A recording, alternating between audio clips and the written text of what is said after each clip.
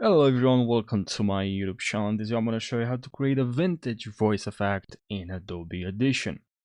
So what you're going to have to do is to go to effects, and here we have filter, EQ, and then here we have parametric equalizer.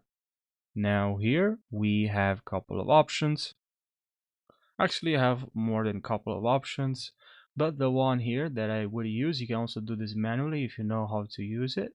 But what I would do is just to go here and just click on old time radio, and here you can play with this and change and see, but just play now right away, see if you like it. Test 1, 2, 3. And But it sounds now like very radio for faster. me. Test 1, 2, 3. You can also grab this for the gain. Very faster. Test 1, 2, 3. And very faster. Test 1, 2, 3.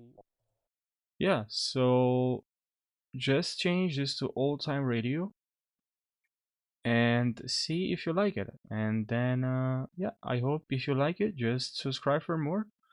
I'll really appreciate it. And if you have any more questions, if you have more questions about Adobe Audition, leave your questions down below. Thanks for watching and take care.